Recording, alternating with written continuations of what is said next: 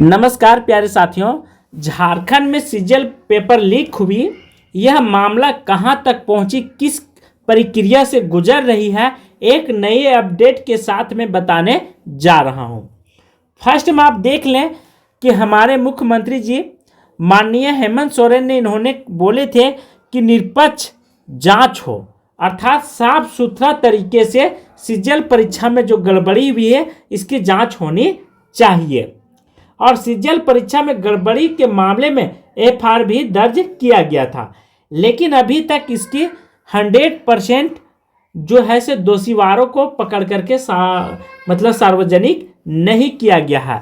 उसी प्रकार यहाँ पे सीटेट परीक्षा को भी ठीक है कोर्ट के तरफ से जान रहे हैं कि सीटेट परीक्षा को मान्यता समाप्त कर दी है और जेटेट को दे दी है ठीक है। तो इसमें किसी के निराश होने की जरूरत नहीं है और न किसी की खुशी मनाने की जरूरत है। बात करेंगे यहाँ पे सीजल परीक्षा पर ही। जिस प्रकार सीजल परीक्षा को लेकर के छात्र न तो झारखंड में जेपीएससी का अध्यक्ष गठन किया गया है, बनाए गए हैं, न बहुत सारे ऐसे शैक्षणिक पद हैं जो कि खाली हैं। आप देख रहे हैं कि छात्र जो हैं से सड़क पर उतरे हुए हैं, उनके भविष्य के साथ खिलवाड़ की जा रही है। तो आपकी क्या राय है, आप कमेंट बॉक्स में जरूर लिख करके सेंड करेंगे। और मेरे विचार से यदि आप अवगत है, अच्छा लगता है तो आप लाइक एक जरूर कीजिएगा और एक सब्सक्राइब जरूर कीजिएगा। दूसरा मामला आया था, ठीक है, अधिकारियों का कहना था सीआईडी की तरफ से कि सीजल परीक्षा की प्रारंभिक जांच में पेपर लीक के साक्ष्य मिला ही नहीं। पूरे दुनिया में आग लगी हुई, धुआं उठ रहा है और इन लोग को दिखाई ही नहीं दे रहा है। सोचिए कितना बड़ा फ्रॉड है, ठीक है। इन लोगों के आंख में पट्टी बांधा हुआ है और सारे बच्चे बेवकूफ़ हैं जो कि रोड पर उतर करके आंदोलन कर रहे हैं। जेपीएससी ने भी दर्ज कराई थी एफआईआर, यह बात आप ध्यान रखेंगे। 8 दर्जन शिकायतों में अब तक कोई साक्ष्य नहीं मिला है। 18 दिसंबर को दर्ज केस में टेक ओवर किया गया था, ये सीआईडी का कहना है। उसी प्रकार बहुत सारे मुन्ना भाई भी पकड़ाते हैं और उस पर भी संज्ञान ली जाती है।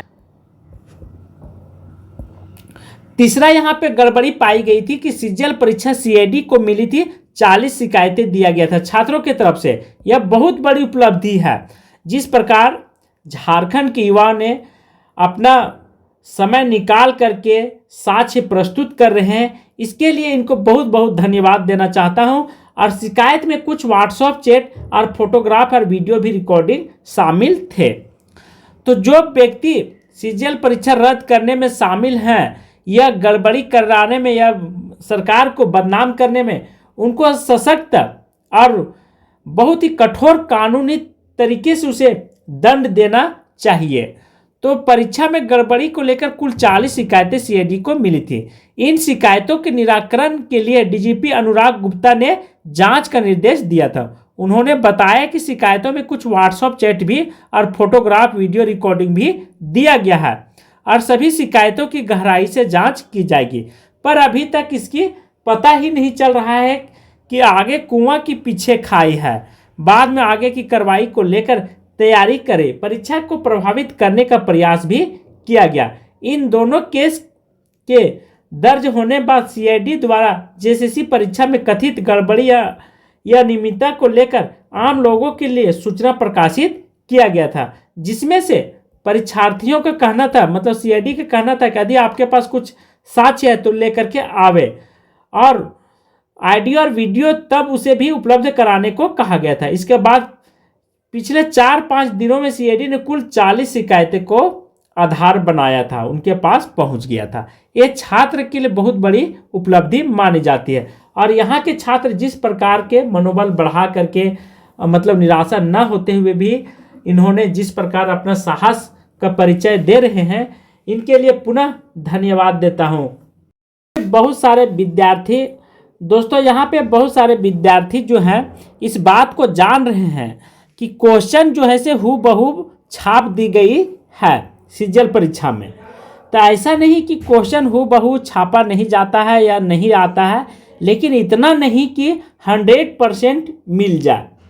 तो यह 100% यह प्रूफ हो गया था उसी समय कि हूबहू सेट से क्वेश्चन छाप दी गई है।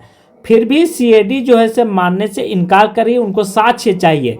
तो डूबते हुए को तिनके का सहारा देना चाहिए और उसी प्रकार डूबते हुए अर्थात किसी भी मामले को निष्पक्ष रूप से जांच करने के लिए आपको थोड़ी सी जानकारी मिलना ही काफ़ी हो जाती है।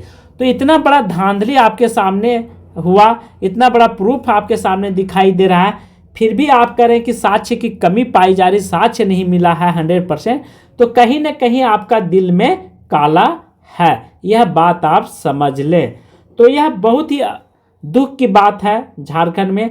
और अभी तक जेपीएससी का चेयरमैन भी जो है से वह पद जो है से अगस्त से खाली है, चुनाव अभी तक नहीं हुआ है जेपीएससी का चेयरमैन का, तो के साथ खिलवाड़ किया जा रहा है, यह बहुत ही दुख की बात है।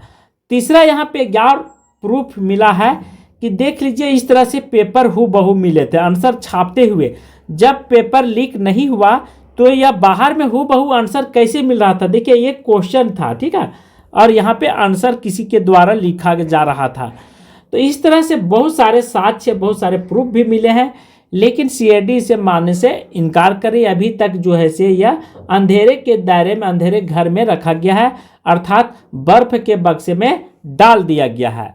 तो सीजल परीक्षा अभ्यर्थियों ने सीआईडी को दिया था साक्ष्य और परीक्षा से पहले रात में मिल गया था उत्तर पुस्तिका। यह भी जिस प्रकार अभी देख रहे हैं कि जेपीएससी प्रथम का सीबीआई जांच 12 बरस के बाद चल रही है, अर्थात कुंभ मेला 12 वर्ष के बाद लगती है, उसी प्रकार कुंभ मेला की तरह क्या है, सीजीएल जेपीएससी 1 का जांच अभी तक सीबीआई कर ही रही है। तो यह बात आप ध्यान रखें कि कितना यहाँ पे नियम कानून भ्रष्ट है। सोचिए प्रथम जेपीएससी हुआ, उसमें ही अधिकारी लोगों को भ्रष्ट अधिकारियों को नियुक्त कर दिया गया। बहुत सारे ऐसे लोग होते कि डरते, लेकिन यहाँ के नेता, यहाँ के अफसर लोग जरा सा भी डरते नहीं है। आप देखिए जो भी उच्च पद पर है वो खास करके झारखंड के तो नहीं है, कुछ बाहर के हैं, लेकिन पैसा लेकर के चले जाते, रिटायर कर जाते हैं, फिर वो मर भी जाते हैं, डेथ हो जाता है उनका, तो उतना मामला फिर गंभीरता से नहीं ली जाती है।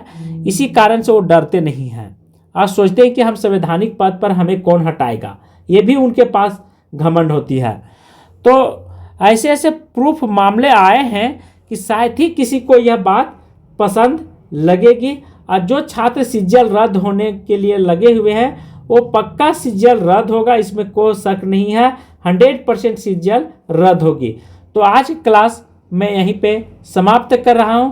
थैंक यू, धन्यवाद।